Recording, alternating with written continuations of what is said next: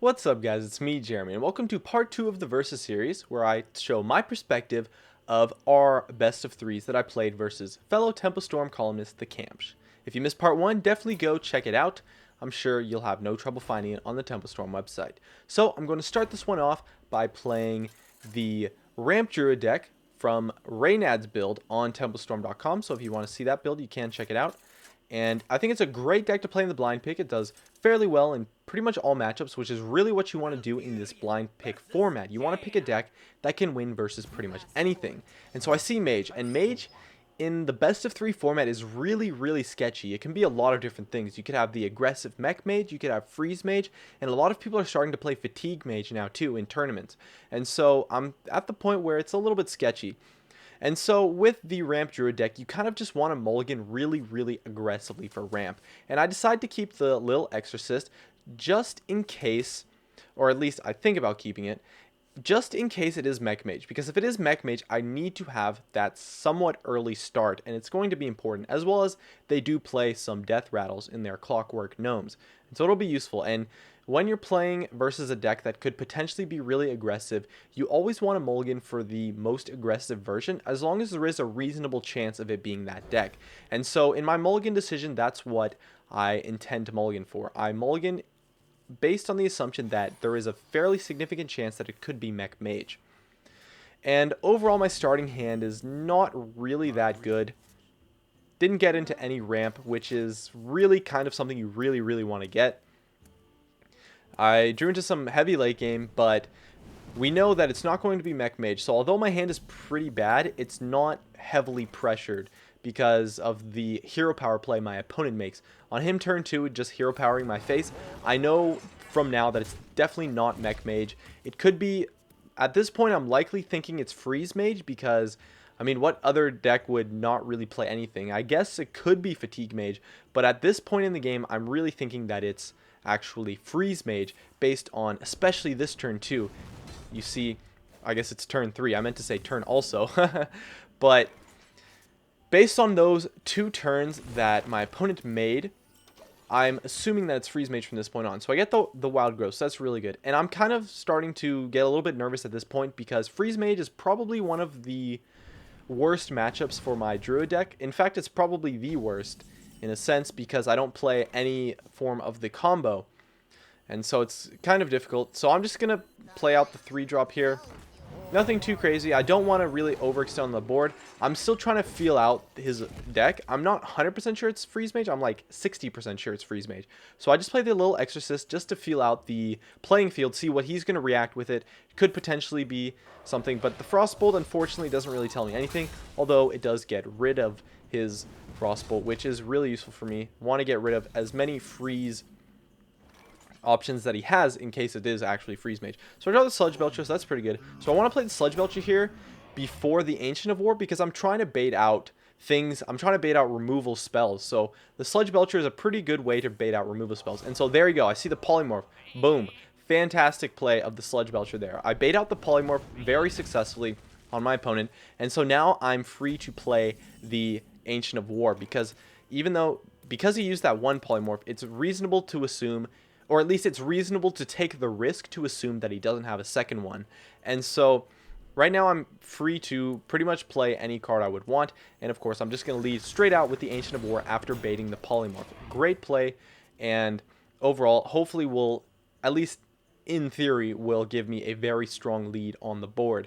I still don't know for sure what deck this is. At this point, I'm like, okay, 70% freeze mage, maybe. And there you go. I see the Cold Light Oracle, and of course, that tells me 100% I'm playing against Fatigue Mage. And Fatigue Mage is really interesting. I've had some fairly successful games against it on ladder. I think the Druid deck does pretty well against Fatigue Mage after you get rid of all of their freeze options. And so I'm starting to feel a lot better about my matchup. And overall, the blind pick Druid deck turned out to be pretty solid and a very good choice. And based on the baiting of the polymorph earlier, you can see from him using the Frostbolt, he doesn't have a removal for the Ancient of War. So now I'm in an extremely favorable position. And I draw a second Ancient of War too, which is just fantastic. Since he couldn't kill the first one, I'll just play the second one straight away. And he's not going to be able to get rid of it. I know that for sure. And so I go for the Coin Innervate play here because since it's Fatigue Mage, I kind of want to just dump my hand. And since I had I think about 8 or 9 cards in my hand, and you want to dump your hand at least a little bit versus fatigue decks, because you don't want them to be able to discard cards from your deck by your hand being full. And so I choose to make that play just to dump my hand. I know it's a little bit overextending on board, but dumping my hand is pretty important versus fatigue decks. And so he's going to barrage me with freeze options here, which is something that you kind of just have to plow through, because I'm not really going to be able to do anything. I don't want to waste silences on the freezes, because I know that he will likely be able to duplicate something like a Death Lord, which I would much prefer to silence and just ignore completely, never kill, and then don't proc the secret. Something like that would be very optimal play with my silences that I have in my hand. And because he pinged my Ancient of War that had 10, or my Ancient of War that had more health, because he made that play, I know that he has Flame Strike in his hand, because he left my other Ancient of War at 4 health without trying to damage it to kill it with the Cold Light Oracle, which he could have potentially tried to do if he didn't have Flame Strike, which is what he likely would have done if he didn't have Flame Strike. So based on that play previously, it's safe for me to assume that he has Flame Strike to some extent. He's probably going to freeze my stuff a little bit more, try to get me to overextend a little bit more on board, but overall, I'm going to play the rest of this game from now on assuming that he has a Flame Strike in his hand until he plays it. Okay, so he plays a secret, plays another freeze card. Not a very strong turn for him, and I actually draw Kel'Thuzad here, which is fantastic, because Kel'Thuzad protects my board against Flame Strike. So that's actually a fantastic, probably the best draw I could get from my entire deck on that turn. So puts me in a really, really, really good spot, and definitely protects me from Flame Strike as well. So now he can't Flame Strike, and he's running out of freeze cards. He used a Cone of Cold, he used a Blizzard. He's starting to whittle down, and potentially if he runs out, I could be in a really, really good spot. So he's at 26 health. I don't think the secret is Ice Block. I think it's very likely to assume that it was duplicate. I know Freeze Mage 100% doesn't play Mirror Entity, so I could just play the Kel'Thuzad straight up, because I've played Fatigue Mage before, and you don't play Mirror Entity in that deck. So I was able to make that play for sure. And so he actually plays double Explosive Sheep here, and Echo of Medivh, which is really interesting. It's a huge AoE clear. This is potentially what he could have had instead of Flame Strike, but it does essentially the same thing as Flame Strike. So he has a very strong AoE clear, but he doesn't freeze my creatures. And actually, this is really interesting because it doesn't kill the Kel'Thuzad. And so no matter what happens, I'm still going to be in like a really, really good spot, because the Kel'Thuzad will be able to revive my creatures. And so I'm just going to go all face here, and actually what ends up happening is I have lethal with double swipe in my hand. So just like that, the game's over, because I think it's reasonable to assume that he doesn't have Ice Block. And there you go. I see the duplicate after the first swipe, and boom, that's the game. I just take it just like that, and those Explosive Sheeps go off. That's pretty funny. But yeah, that's it. Took that one pretty fast. He ran out of freeze cards, so I just powered through the freeze cards. The Kel'Thuzad was a really strong draw that just snowballed my victory, but overall this game was definitely decided when I was able to bait his polymorph with my Sludge Belcher. And when he used his polymorph on the Sludge Belcher, that was probably the play that decided the game. And so, based on the best of 3 format, I'm going to continue to use the Druid deck and see what my opponent comes out. And so we're loading up into the next game here. The first game was actually really quick because I just was able to burst him down from so much. And you don't really expect that kind of burst from Ramp Druid since they don't really play combo. But since I had 2 swipes in my hand, it was actually just a quick lethal, just a quick finisher. And so he's going to play Druid here, and so I'm going to mulligan away this entire hand. BGH is pretty bad versus Druid. Most Druid decks don't even play a single target. I know for sure my deck doesn't play a single target. And I draw into Wild Growth, which is really, really good. Gets me that great start that I would want. And I have a turn 4 play. So turn 2 Wild Growth and a 4 mana card is a very strong opener. So my opening hand here is pretty solid. I'm just going to Wild Growth, you know, take it slow. Make the expected plays here. This deck's a little bit autopilot early on. Nothing too crazy that you would make. And so he actually has a Wild Growth too. So now I know that it's not Mech Druid, but I'm still kind of torn. Is it Ramp Druid? Is it mid-range combo Druid? You know, there's still a lot of potential. So I'm still kind of just trying to feel out which deck it is. And this is something you have to do in the best of 3 format. You kind of have to feel out which deck it is so you know the matchup. Okay, so I see a Violet Teacher. So it's Token Druid.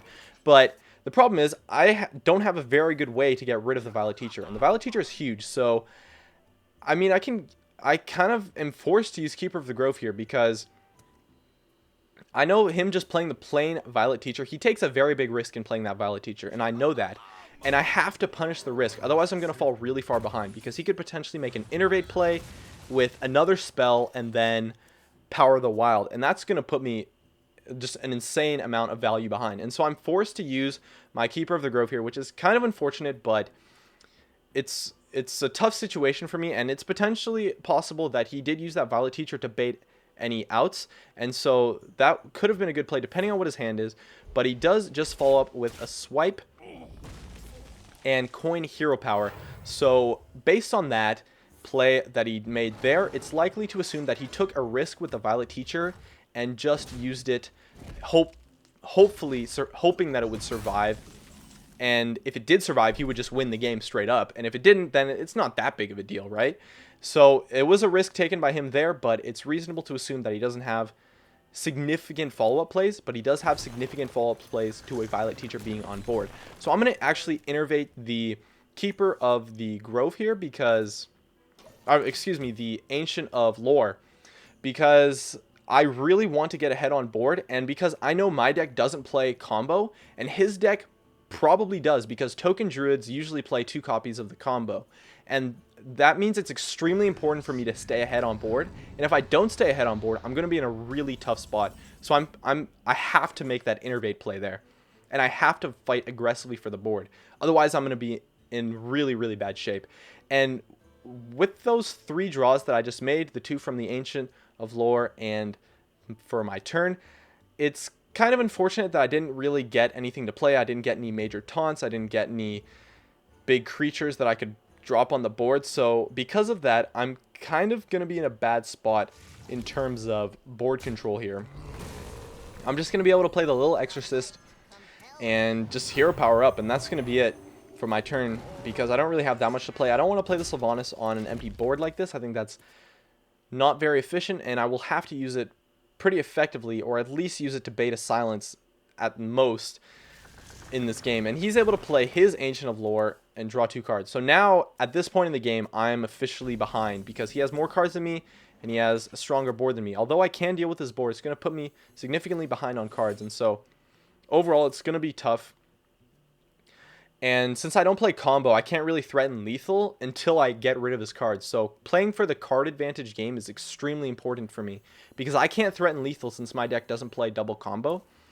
And so I'm kind of caught in this situation where I have to make plays to aggressively fight for the board.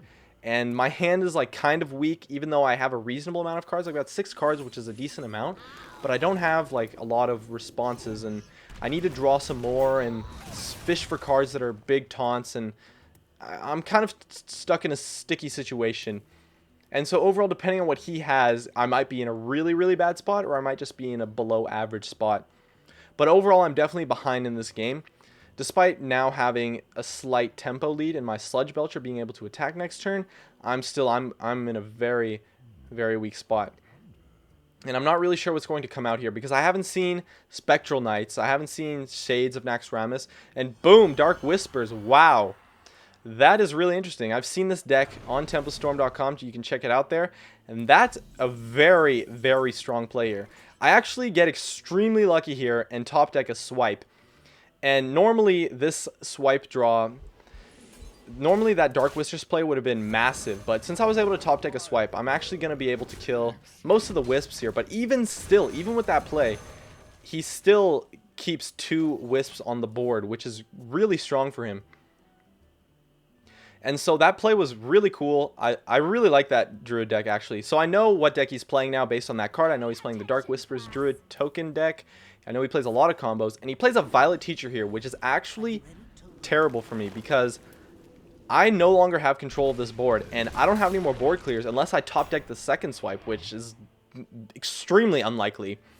And based on that double wrath, he has so many threats on board now. He threatens lethal next turn just with a straight up combo. So I'm in a tough spot now based on that Wisp play, since he was able to keep those 2 whips. I top deck an Ancient of War, which is, once again, it's pretty lucky. So I'm getting a little bit lucky with these draws, but even still, he's still able to outpower me based on the Power of the Wild play. Power of the Wild is an extremely powerful card, and so based on that power play that he made, I'm really, really far behind now. Because look at his hand, he only has 4 cards in his hand. He turned his card advantage into his board advantage, and pretty soon, not even pretty soon, already he threatens lethal. And so he was able to turn his card advantage into a board advantage, and now he's going to be able to use that to realistically kill me outright. So I'm in a tough spot now. The Ancient of War is a fantastic draw. Probably the best thing I could draw in my deck there. The second turn in a row. Or I guess I could have drawn another swipe, would have been better. But even still, that's probably like the best thing I could ask for. And having an additional follow-up taunt for the next turn is pretty good. But at the same time, he drew so many cards, and it's very likely that he has the combo at this point in the game. So I'm in a tough spot right now. So it all depends on what he does to the Ancient of War. If he has a Black Knight, I just instantly lose the game. Silence, very good response as well. So I'm still in a tough spot. He's able to silence it, kill it for not that much, just a couple of wisps. Kill my 7-mana card. Gets his Innervate out. And what does he play here? He plays another Ancient of War. So he's going to draw some more cards. And yeah, he's just digging for that combo. So even still, he's just digging and digging and digging for more cards. Playing more Innervates, getting more 1/1s. I don't have a way to kill the Violet Teacher, so it's extremely strong. And he has 7 creatures, and I got not that much. So I'm in a really, really tough spot here. My only hope is the Sylvanas kills the 5/5, takes the Violet Teacher or something like that. And he somehow, by some miracle, doesn't have lethal this turn. But he drew so many cards already that it's extremely likely that he's just going to combo me for lethal here. Or he probably could just kill me with a Savage Roar. So he kills off his 1/1s, which is likely that he has the combo. Or at least it's possible that he has the combo. And he actually doesn't. So he kills off my board. And I somehow survive for another turn, but I'm still extremely far behind. He uses Silence on the Sylvanas, so it was kind of unfortunate that he had the second one, but once again, I'm totally screwed at this point. The Violet Teacher, not being able to kill the Violet Teacher, as well as the Wisp play, was just way too strong. And with an Innervate top deck, I pretty much got nothing. So, I mean, I can kill the Violet Teacher, play the Taunt. It's not lethal, I guess, but it's very likely even just a Savage Roar, just a Force of Nature probably kills me here. So I'm really, really far behind this. It's going to take way too much to come back into this game. And especially with the Shade just building up every turn, and I don't even know what he has in his hand. And my BGH is, of course, going to be useless because he's not going to play any targets. So I'm in a pretty tough spot here.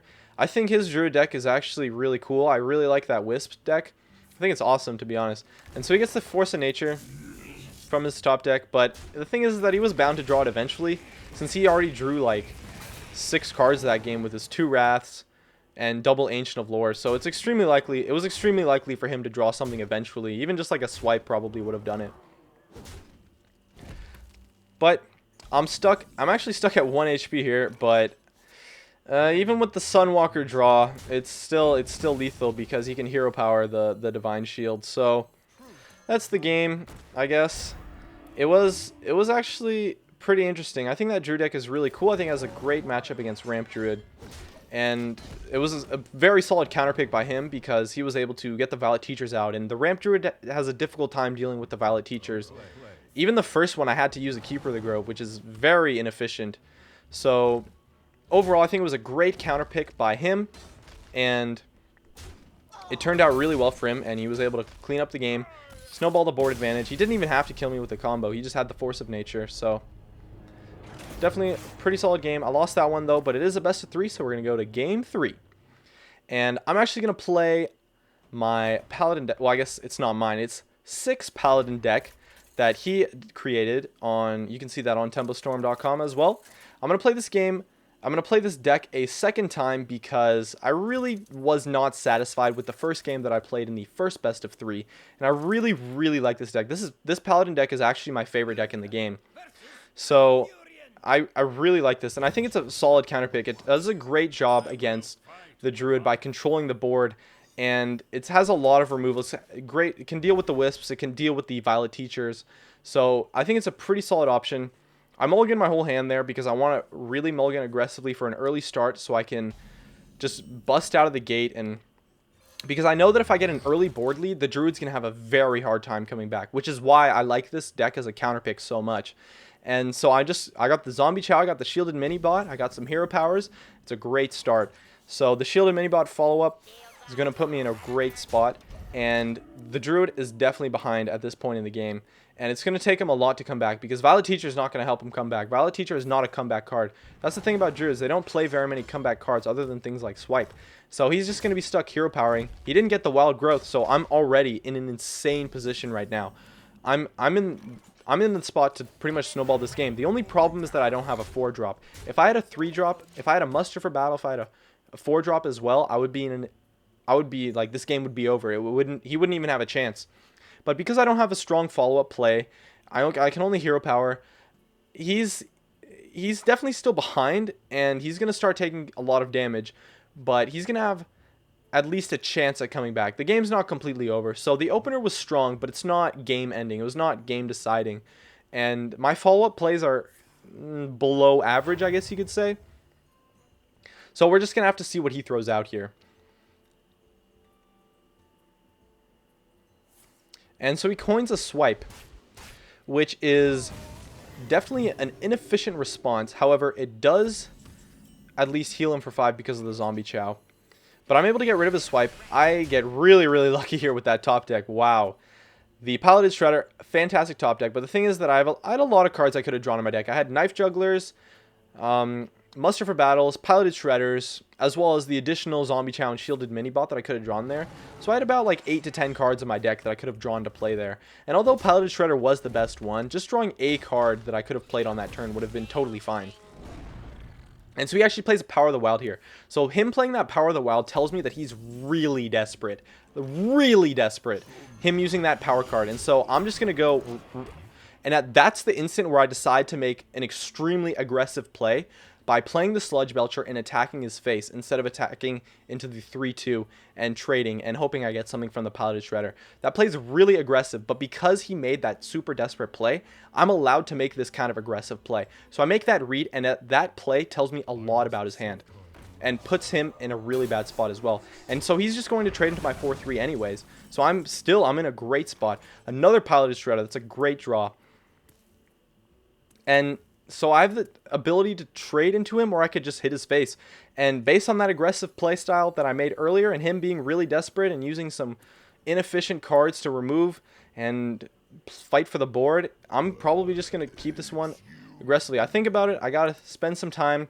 Not really sure. Maybe it is a good idea to trade. It's possible because it's going to keep my board advantage. But in the end, I decide to just go face. I've got a huge lead already, and he doesn't have very efficient ways of removing my board. That's the thing. And at this point, I actually make a huge decision here. And I have the ability to decide whether or not to hero power. And the thing is that a lot of Druid decks play Mind Control Tech. An insane amount of Druid decks play Mind Control Tech. And my opener was so strong. Because of the Paladin Shredder top deck, I had an amazing follow-up. And I decide not to hero power here. Because I don't want to play into the Mind Control Tech.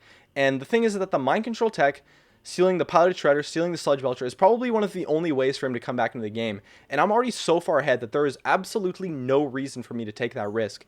And so by not hero powering here, I solidify my board and choose to make the decision that puts me in a really good spot. And so he innervates. Okay, so he gets an innervate off on Dr. Boom. Strong play there. But once again, I kind of get lucky with my draws. I get an equality top deck, which is pretty cool, but at the same time, it's not really worth playing. And so although the equality is very strong here, there's not much of a reason to play it. I can just play my Dr. Boom and hit his face, and he's going to have to trade into me. And even if he does have the big game hunter, I can still probably kill him, maybe, if I get a good rag shot off. So I have a very strong follow-up turn 8 play. So turn 7 Dr. Boom, turn 8 Ragnaros. And so you see, I stopped playing around Mind Control Tech because at this point, the thing is that when you play 5 creatures, it's a lot better to have 5 creatures against Mind Control Tech than to have 4. And because I played the Wow, we got really lucky with those Dr. Boom shots. That's kind of unfortunate, but anyways, because I played 5 creatures there instead of just playing only 4, it puts me in a much better spot against mind control tech, and it's kind of a risk that I took there, and it turns out that he didn't have the mind control tech, so maybe I should have hero powered earlier, I guess, but at the same time, I am really far ahead, and so I can just drop Ragnaros here, and that's basically the game, because even if it doesn't kill him, I'm going to be really far ahead, and he'll only be at 4 HP anyways.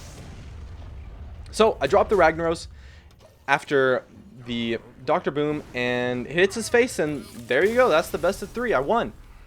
So I think the Paladin deck was a very solid counter pick against the Wisp Druid deck, since the deck relies so heavily on board control. And when you're in these best of 3s, you really want to consider those counter picks, as well as you have to pick a deck that can finish out the best of 3, especially if you lose the first game. And so even though the Druid deck definitely had a chance at least, but it was easily counterpicked. And so overall, that's the best of 3. The GGs come out. That's going to be it for our Versus series. I really hope you guys enjoyed this. It was something cool that we just decided to try out. That Wisp deck is awesome. So definitely check it out, tempostorm.com. Thanks for watching. And of course, as always, I'll see you guys next time.